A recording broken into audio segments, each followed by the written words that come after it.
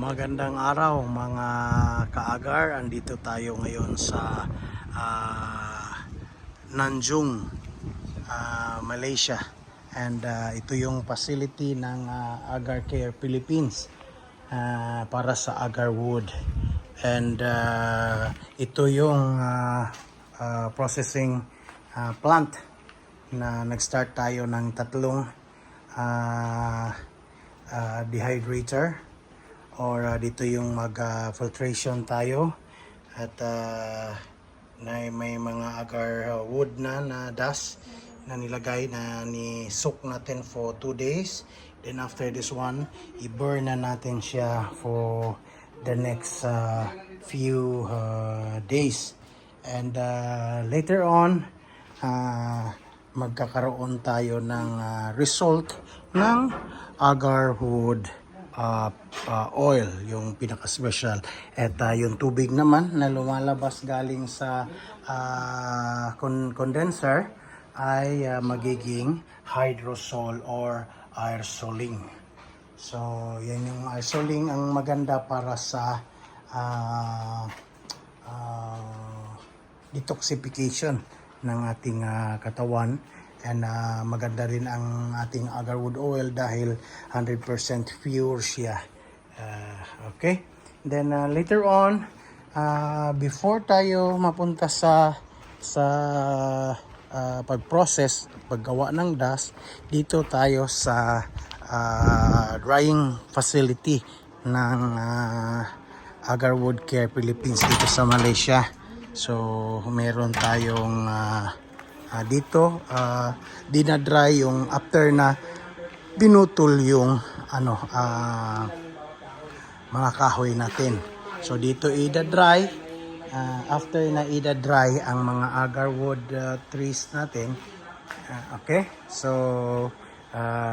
doon na siya dalhin sa distillation. I-distill siya, tapos i-condense siya, and lalabas na yung agar wood oil.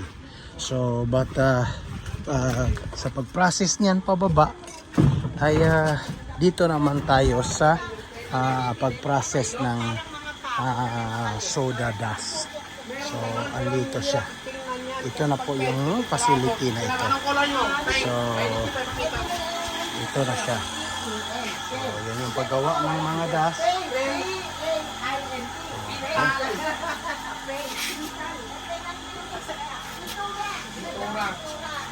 Ito yung machine dust from here.